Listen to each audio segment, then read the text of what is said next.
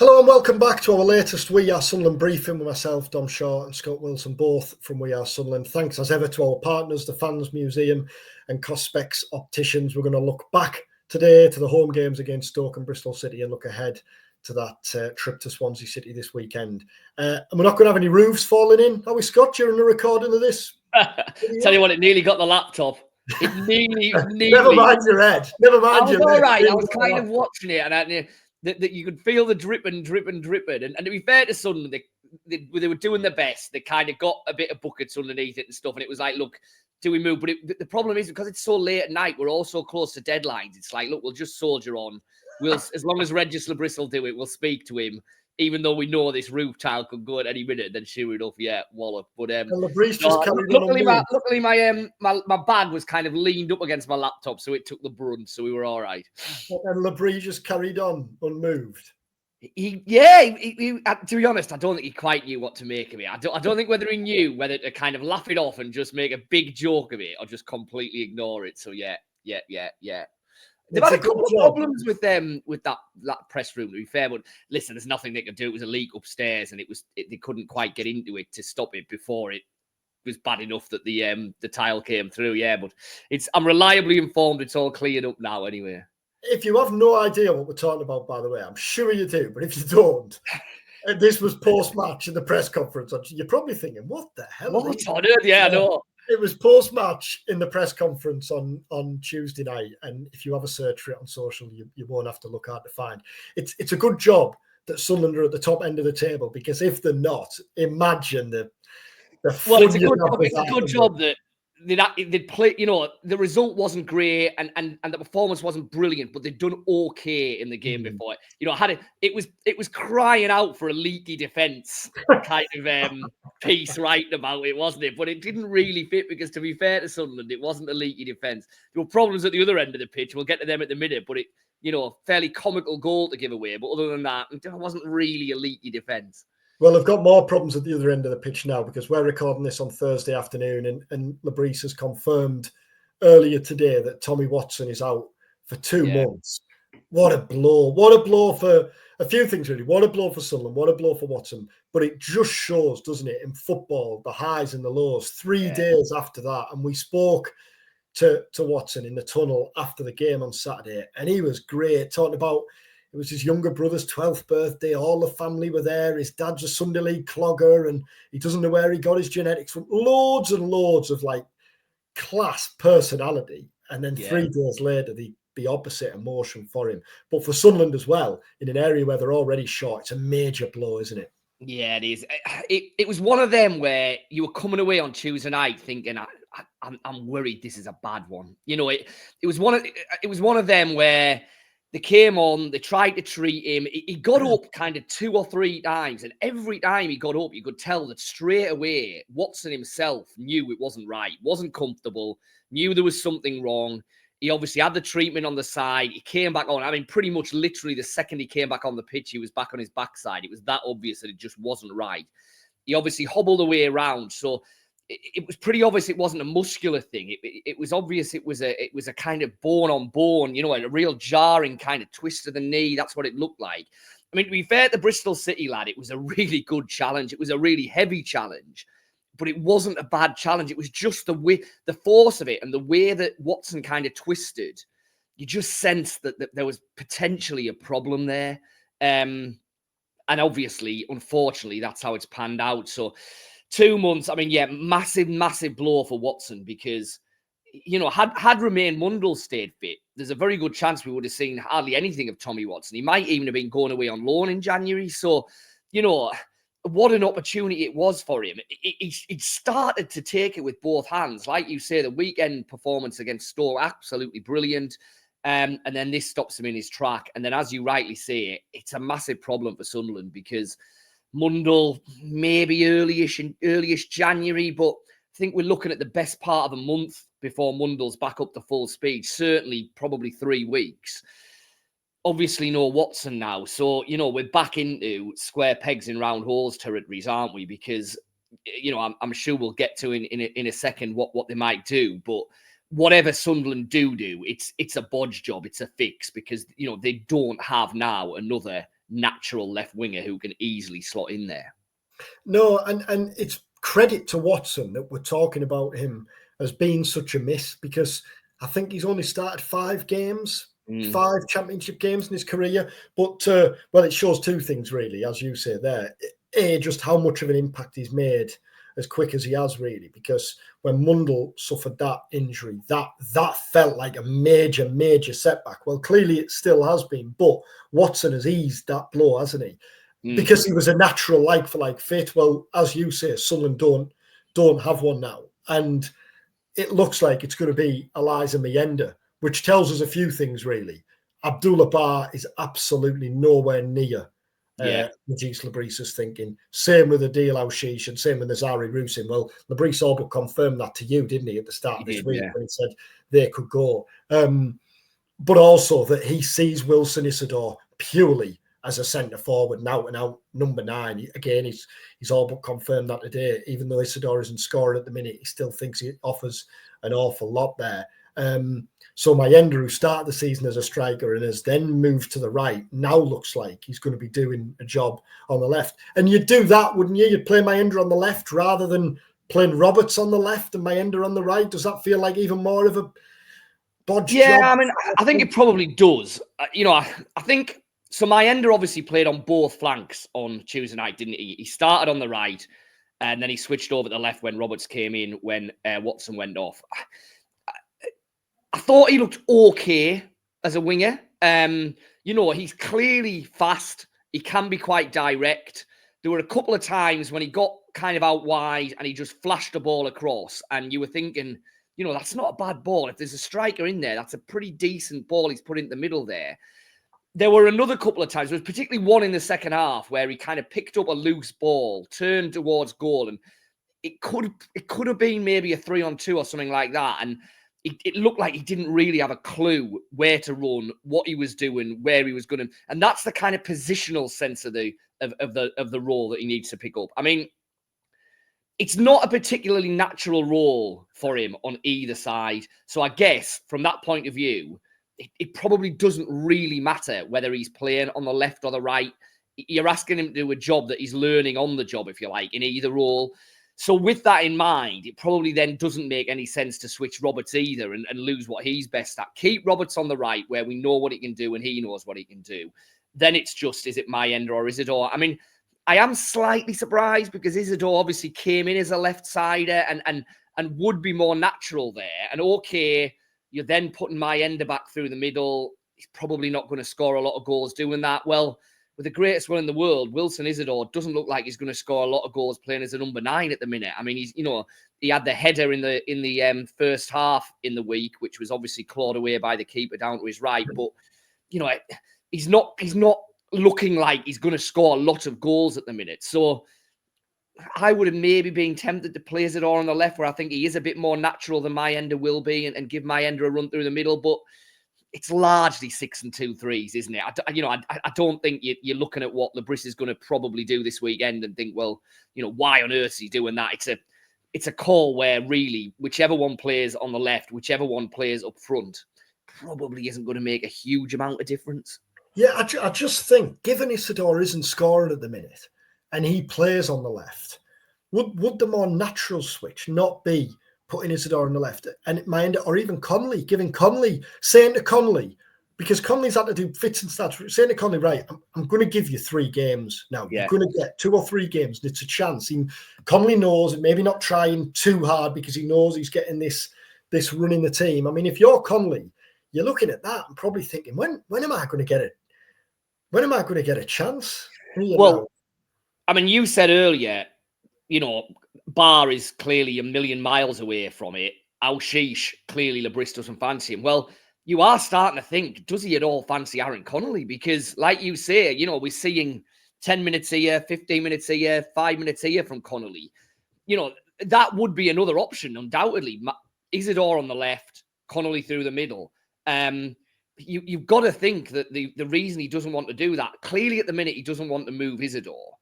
But I think a lot of that is because he doesn't really fancy Connolly playing 90 minutes through the middle. And that's a bit disappointing, isn't it? Given that, Connolly obviously came in to a bit of a fanfare. We all hope that he might be if not the missing piece of the jigsaw, another piece of the jigsaw that would at least give Sunderland options up the top. Well, it kind of feels like, as you said there, unless Isidore and Mayenda both get injured, if he's not playing Connolly now, then when is he going to play him? And away from that, I mean, 4 points out of 6 in those 2 home games. It felt like probably the least Sunderland needed in those 2 games. Yeah, I mean, the Stoke win was an important one, wasn't it? They had to stop that winless run. Sunderland played well. They deserved to win the game. You then move into midweek against Bristol City, and I think it would be a bit unfair to say it was back to square one. Sunderland were okay, I thought, on the night. I thought they probably were the better side, certainly in the first half. Then Bristol City had a spell at the start of the second half, got their goal. That was probably then the disappointment with Sunderland, that they never really changed anything. There wasn't really a subs. There wasn't really a change in formation.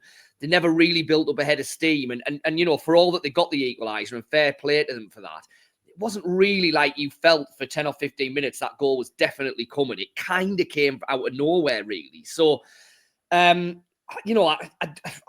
thought a draw was okay, but no more than okay. And it kind of just keeps the narrative running going that Sunderland are finding wins hard to come by at the minute and have been for the last month and a half. So, while 4 points from 6 is a pretty reasonable return from those games, it hasn't really eradicated the 2 main issues, which are that Sunderland are finding it hard to win games at the minute. And the reason they find it hard to win games is because they're finding it hard to score goals. Well, I was going to say that. I don't think Sunderland are playing badly. I think they're playing relatively well. They were good against Stoke. They were good at Sheffield United. But it just feels like hard work, everything at the minute, doesn't it? Not the performances, the results. And that doesn't feel sustainable. No, and I think it's interesting. So I know you were at Borough in midweek, weren't you? While I was watching Sunderland and nearly getting hit by roof tiles, you were at Ellen Road watching Borough. And I think at the minute, the 2 teams are interesting because I think the Borough have a load of threats in attack, but look very flaky and always look like they've got a collapse in them. Sunderland do not look flaky. I don't worry about Sunderland collapsing. No matter who Sunderland are playing, I don't feel that they're a side that could quite easily concede 2 or 3 goals in a 10-minute burst like Borough can. But it's hard work for them at the other end of the pitch. I feel a lot of the time when I'm watching Sunderland that if Sunderland are going to score, it's either going to be a really, really well-worked pass and goal where Rigg, Job, Dan Neil kind of interchange and unlock the defence and okay, whoever it is slots it in. Or it's the kind of worldies that we've seen Serkin score this season, that we've seen Isidore score this season, that you're not going to score every week. They don't score many ugly goals, do they? They don't score many classic off the backside of the striker, scramble around in the box, in it goes, goals. And I think in a league as tight and competitive and as long as the Championship, there will be games where you just need to scramble a goal in and somehow get out with a 1-0 win. And it's that kind of scenario that you don't really see Sunderland kind of ticking the box in at the minute. No, which takes me back to that point. That's why I just wonder whether it is worth trying something a little bit different with this Watson injury, moving Isidore up the left, playing Conley, trying Mayenda again through the middle. Because for all Isidore has been playing well, it is coming difficult to him. There was a couple of times, there was one moment in that Stoke game last week when I think it was Rigg who manoeuvred into position on the right and played a ball across the face that if you've got an instinctive number 9, if Tom Cannon's wearing red and white instead of whatever colour Stoke were wearing, he's made that run and he's tapping that in. Whereas Isidore, I really rate him, but that's not his instinctive natural game, is it? And that's still the striker that Sunderland don't have and haven't had ever since we've been doing this. This one, here we are again, and it's kind of impossible to not eventually end up back at that point, which again brings us to January and kind of brings us to, are they going to be able to do something? Are they going to be able to get that type of player in January? Because, like I said, defensively, I think, yes, the goal was a mess. It was bad defending. Ballard missed a really good opportunity to clear. It was a scramble around. The ball gets hooked in. That's uncharacteristic, to be fair, of Sunderland this season. They don't let many goals like that in. Defensively, I don't have a lot of worries about Sunderland. Clearly, the midfield 3 is as good as anything in the Championship. it's the front three, isn't it? And we're back here again, you know. And do they need to sign a winger? We've talked loads about strikers, but Mundell's back in January. Yeah. Watson's back in February. But if Roberts gets injured on the right, then suddenly you're having to move Mundell or Watson over. Should say Jan Paveda's back in training, so Paveda's going to be, I think, very soon. Labrie said, but Paveda's going to be back in amongst it. But we haven't seen anything of him yet. It's dangerous to hang your hat on him in the second half of the season, given his lack of football. I think Sunderland need to strengthen out wide as well.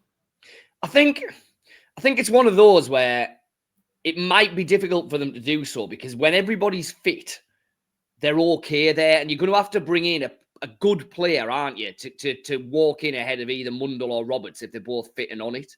Premier League low need, just to flesh that out. I was going to say, if they can get that type of player, then yes, absolutely, because as we've seen, you know, it doesn't take a lot for them to become stretched out wide. If you're talking about, though, just bringing in another Paveda type squad player, then I think the priority's got to be up front, and that's got to be where the resources for, you know, whatever there are in January are concentrated, because that has to be the priority. If that then allows you to bring in a winger on top of that, and like you say, a Premier League loanee who's got the potential to really go in and challenge Roberts and Mundell from the word go, yeah, great. But what I don't think they need to do is be kind of splitting whatever funds they have and suddenly be scrambling around 2 minutes before the deadline again saying, oh, goodness me, you know, where's our funds for a striker? That has to be the priority. Swansea this weekend, obviously. What do you do at the back? Because this is probably the first time that Labrie has had them all available. What do you think his first choice back four is? Yeah, it's interesting, isn't it? It's human Sirkin, clearly at fullback, but I genuinely don't know at centre half. I think it is human Sirkin, although he does seem reluctant to, you know, I mean, I understand that Sirkin, you know, Sirkin's had injury issues, and so you don't want to rush him back, but it was wrist surgery. He was out for 2.5 weeks. You know, it's not like he's been out for 6 months. So if Labrie picks a Lacey at left back at Swansea, then I think all of a sudden the idea that Sirkin is absolutely nailed on as the number one, you've got to start questioning that. Now, I personally think Sirkin is the best left back. I'd be very surprised if Labrie doesn't think that too. So I think all things being equal, there's a good chance Sirkin comes back in at the weekend. But if he doesn't, then like I say, all of a sudden you're thinking, well, okay, hang on a minute, maybe you know, a Lacey is there. The centre arse is an interest. Hume's at right back. Hume definitely will be the right back. Deserves to be. He's the number one there. I mean, O'Nine's a divisive kind of player, isn't he? Because, you know, there will be some fans, I'm sure, and some people who are probably watching this vid who think, you know, Luke O'Nien, bless him, yes, he does what he does, but you know, he has limitations. Meffam and Ballard are just two better central defenders. They should be the two. I can see that line of thinking, but I just think that O'Nien kind of character-wise and leadership-wise and all of that. And I know, you know, I know it's easy to say, well, he just shouts and screams a bit and gets the, you know, fans behind him doing that. It's more than that. It's more than that. He does have a really important leadership role in a squad that we know is very young and it's devoid of that type of player. So for that reason alone, I probably would have O'Nien in the side, and I'd probably have him with Ballard, which seems very harsh on Meffam because he's been, you know, excellent in the first half of the season, but it's an interesting one, isn't it? What do you think? I think he might go with Meffam and Ballard, but I think there's, I don't know, I think there's an argument for having O'Nien in there. I would go O'Nien and Ballard. Meffam's been so good. I think you've got to have Meffam in there. But then Elise was excellent in the first of the season. And it feels like Elise is probably fourth choice now, which feels harsh. I think I'd go Meffam and Ballard. Yeah, which I can see, and I know, you know, I can see that. I think in terms of pure footballing ability and centre half ability, I think they're your two. I just think that in this Sunderland team, O'Nien gives you something. And I know a lot of fans will be screaming at this, saying, yeah, but you know, pick your best players, blah, blah, yeah, get that. But I just, I'd have O'Nien in this team. I would. Just to wrap up then, there's the fixtures, the coming fixtures running across the bottom of the screen. Swansea away, Norwich home, Blackburn away. Blackburn flying, by the way, 5 wins in a row now. Sheffield home, Portsmouth home, Swansea this weekend. Swansea are going pretty well as well. What do you reckon down there? I mean, it kind of feels like a draw there's a decent result as long as you follow it up by beating Norwich at home. And that's the I think now, isn't it? I mean, it's easy to say that Sunderland have become draw specialists, but this has the feel of a 1-1 draw, potentially, I think. Yeah. And then, like you say... Imagine doing a West Brom vid, by the way. You'd be saying that every single... Yeah. And I guess, as you rightly say, that then just kind of shuffles the equation onto the next game, the Norwich home game of, 4 points from 2 games, one of them away is fine. 1 or 2 points from 2 games, and all of a sudden Sunderland are in danger of slipping out of the playoff positions. I think we're this run has undoubtedly damaged Sunderland's hopes of finishing in the top 2. You're looking at Leeds, you're looking at Sheffield United to a slightly lesser extent, but you're looking at Burnley. And for the first time, I think all season, you're starting to wonder if at least 2 of those are going to start to get a little away a bit, kind of over the Christmas period. So I think what then becomes really important for Sunderland is that in this festive period, they make sure that they stay bang in the playoff positions, and we're not heading into the new year with them all of a sudden down 6th, 7th, 8th, and in real risk of wasting what's been this really good start to the season. So, so I think I'm waffling around, basically saying I can see this weekend being a draw, and I think that will be okay as long as they then, as you say, go and beat Norwich at home. Yeah, I think you're looking at those games, and this is like, ideally, obviously it doesn't work out like this, but Swansea away, Blackburn away, and oh God, I haven't put Stoke in there as well. I missed Stoke, and I'm reading it out there. So Swansea away, Blackburn away, and Sheffield United home all look like games where a draw is a decent enough result. Yeah. But if that's the case, you've got to be winning some games. You've got to win in and around them, yeah. You've got to be winning Norwich at home. You've got to be beating Portsmouth at home. Stoke away feels like a draw wouldn't be a disastrous result. But then, if you're wanting to compete for the top 2, if you want to stick around the top 6, you can't just be taking points here, there, and everywhere. You have to be winning games. I think that's a challenging run Sunderland have got over the coming weeks. I do, because the away games, Swansea away, Swansea are a perfectly decent side, good home record. Blackburn away, as you say, are on a superb run at the minute. And then Stoke away, we saw from the other weekend, Stoke and Sunderland, 2 reasonably closely matched sides, and obviously all of a sudden you're playing away. And then in amongst that Sheffield United home game, Sheffield United are finding a way to beat pretty much anyone home or away at the minute. So, yeah, it's an interesting run. You would think there'll be some good games in there. It's like you say, draws away from home are fine if you're winning at home. And for a little while, Sunderland, are finding it difficult to just win games wherever they are. So, what is the 6 there? They're going to need to win at least 2 of them, aren't they? And then if you draw a couple, that's okay. Yeah, six there on the graphic I've got running across the bottom that says Sunderland's next 5 fixtures. So we'll just... Oh, that's good. We'll just ignore that and pretend it never happened. No wonder I missed Stoke. Portsmouth at home is a bonus. Portsmouth at home is a little bonus game. It's never been described as that before. No, it hasn't. Nice at home. Safe travels if you're making the long trip. Hellfire, that's some short commitment if you're going to Swansea this weekend, this close to Christmas. But absolutely no doubt that away end will be packed to the rafters again. So safe travels to those who are making the trip. Hopefully you get something to show for it, a point at least, a 1-1 draw at least. But ideally a win. Thanks as ever again to our partners, the Fans Museum and the Cost Specs Opticians. Keep your eyes peeled, and we are Sunderland over the course of the weekend for analysis from Swansea, obviously, and then we'll be back next week with another video helping. Do get in touch if there's anything you want us to discuss. Subscribe to the YouTube channel if you're not already. Rate and review on your podcast platforms, and we'll see you again next week. Take care.